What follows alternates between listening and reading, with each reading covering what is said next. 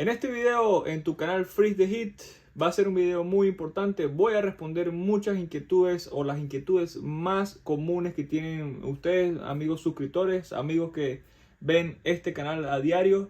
En algunos casos, y la mayoría de las veces es así, puedo responder de una manera escrita algún tipo de inquietud particular, pero de esta manera creo que puedo abarcar mucho más y ser mucho más completo con las respuestas que les puedo dar.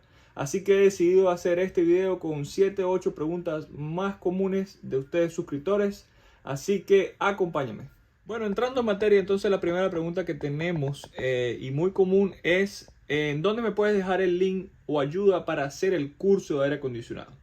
Ok, todo esto va a depender en dónde tú vivas. No es lo mismo en California que aquí en Florida. Si es aquí en Florida, en el área de Fort Myers, en el área de más o menos aquí de Miami, Orlando, hay múltiples institutos que te ofrecen cursos presenciales y también en línea. Y presenciales y prácticos a su vez.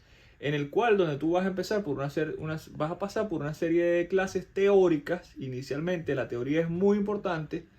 Y después vas a ir desarrollando la parte práctica, cómo soldar las conexiones eléctricas, cómo probar un capacitor, hacer un vacío, etcétera, etcétera. Yo particularmente lo hice en el Politécnico de Fort Myers, me demoré 8 o 9 meses en el mismo y a mí me fue muy bien ahí. Esa es la experiencia que he tenido.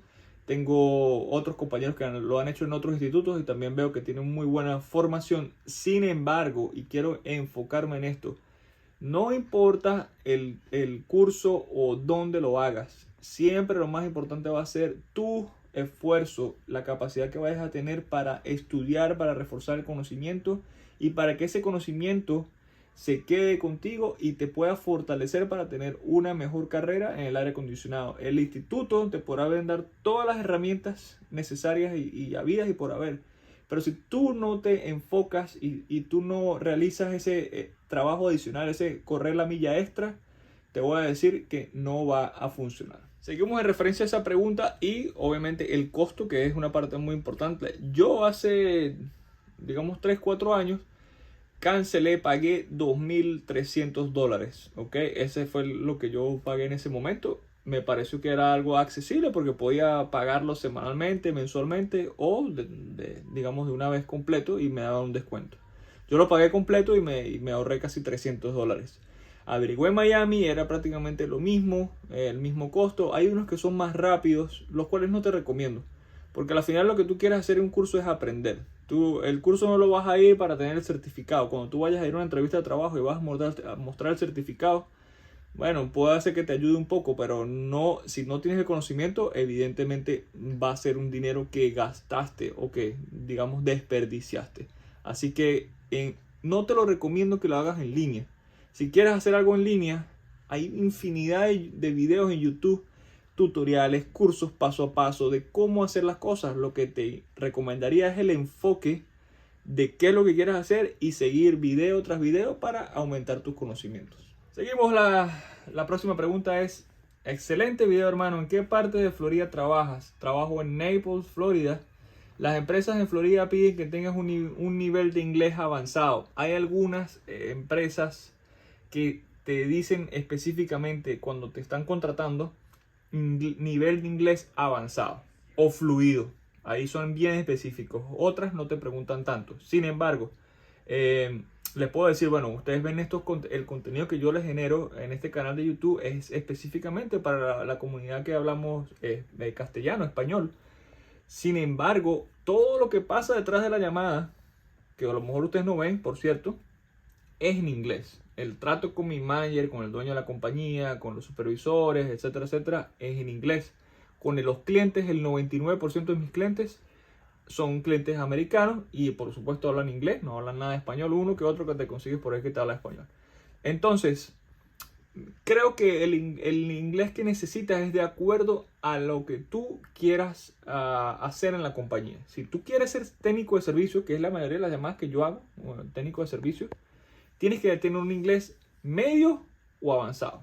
Yo diría que medio, ahí puedes ir porque bueno, siempre tú sabes, ¿no? Te defiendes un poco, back and forward y todo aquello. Pero si estás muy básico y vas a hacer servicio, te vas a conseguir con que no puedes explicarle bien al cliente qué es lo que está pasando, no puedes entender cuál es el verdadero complaint que tiene el cliente. Se te va a hacer bien difícil hacer el servicio, vender una parte, vender una máquina, etcétera, etcétera. Si estás empezando en el aire acondicionado y quieres como ayudante, no hablas mucho, sino es básico de inglés, empieza como ayudante de instalación. Ahí lo que vas a hacer es aprender muchísimo del aire. El líder de instalación, que seguramente va a hablar inglés, es el que tiene el contacto con el cliente, etcétera, etcétera. Lo que hace eso que te limita un poco tus posibilidades dentro de la compañía.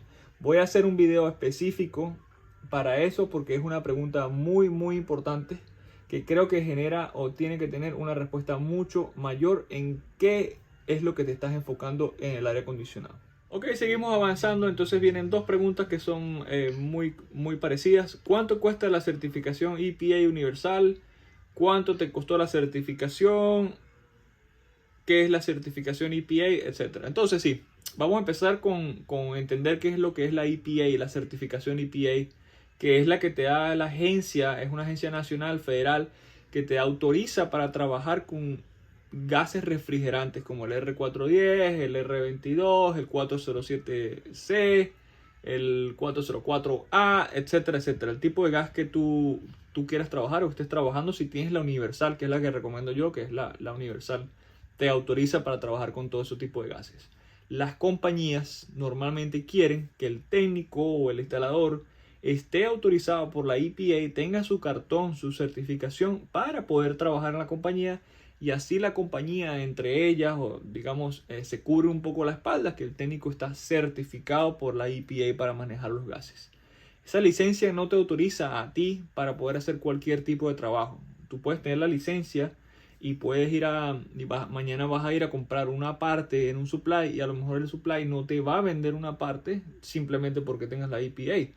Vas a tener que tener otro tipo de requisitos que después vamos a conversar cuáles son esos, para poder hacer una instalación, para poder hacer servicio como tal.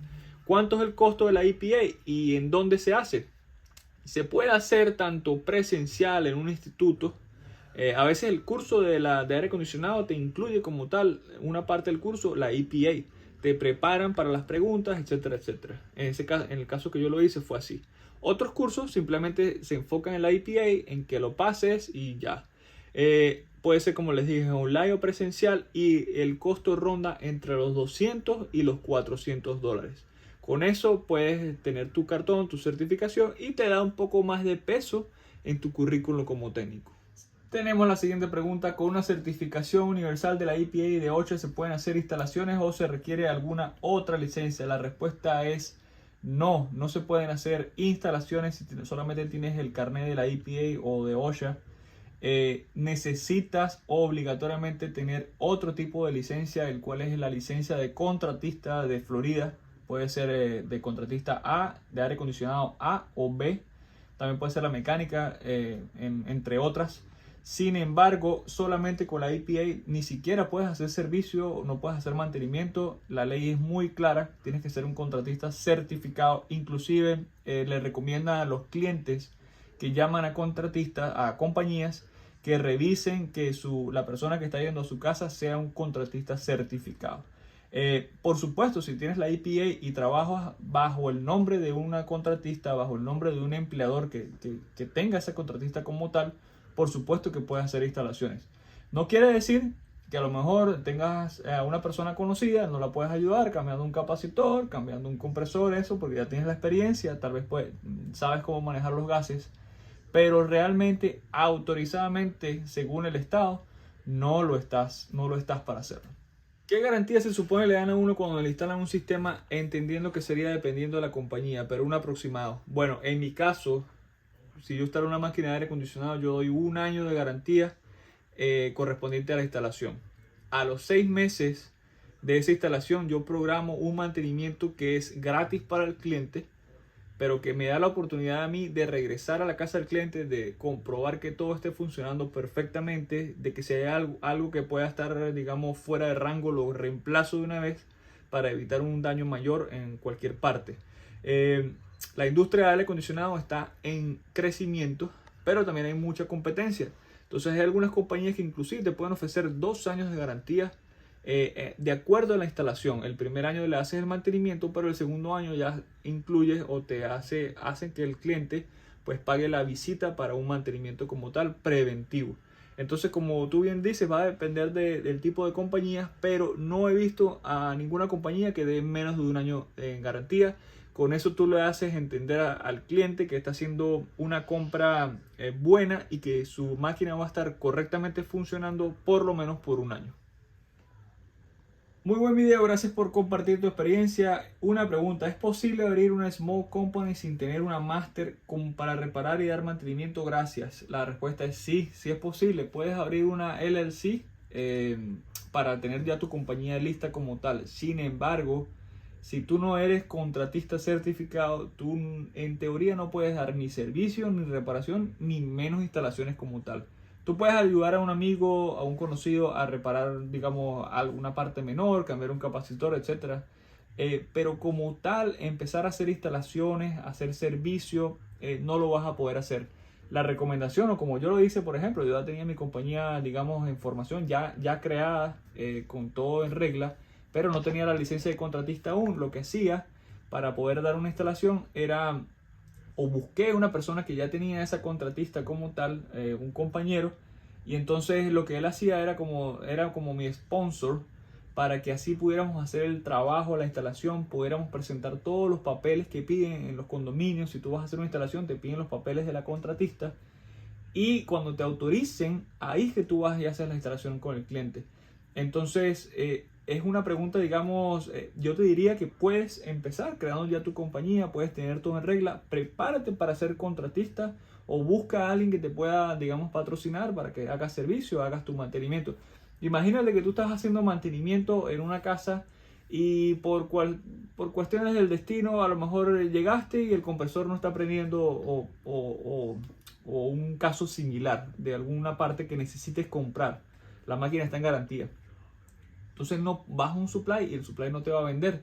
Entonces te estás encerrando en una llamada que no puedes solucionar. Puedes saber qué es lo que tiene la máquina, pero no tienes la alternativa de cómo repararla. Así tengas la compañía ya creada. Entonces es muy importante que cuando vayamos a la casa de un cliente a ofrecer servicio, a ofrecer mantenimiento, tengamos la habilidad de poder solucionar al cliente si es que encontramos un problema, o es que si creamos un problema, digamos, involuntariamente, porque pasa que haces un mantenimiento y involuntariamente se puede dañar una parte en el momento que estás haciendo el mantenimiento como tal. Así que te recomiendo, empieza creando tu LLC, no es algo muy complicado, y vas creando tu experiencia, creando todos los requisitos para que en algún momento seas contratista certificado. Saludos desde Houston, amigo Carlos. ¿Sabrás de algún instituto para formarme como técnico de refrigeración o climatización? Bueno, en Houston no conozco ningún instituto como tal, pero voy a enfocar esta respuesta como algo generalizado. Y es algo que también me pasó a mí. Y me voy a enfocar en la parte de aire acondicionado y refrigeración. Si tú buscas un instituto o un curso para formarte como técnico, especialízate o empieza por alguna de las dos, o aire acondicionado o refrigeración. Aquí en Estados Unidos tú te consigues infinidad de marcas, infinidad de sistemas que trabajan de una manera diferente. Entre el aire acondicionado y la refrigeración estaremos de acuerdo que todos funcionan con un ciclo de refrigeración muy parecido. Sin embargo, cuando te tratas de especializar en algo, busca empezar por eso, que a lo mejor es lo que donde sientes la mayor pasión. Cuando ya tengas eso, digamos, dominado un par de años, ahí puedes empezar a formarte como técnico de refrigeración, porque la refrigeración también es comercial, es un poco más industrial.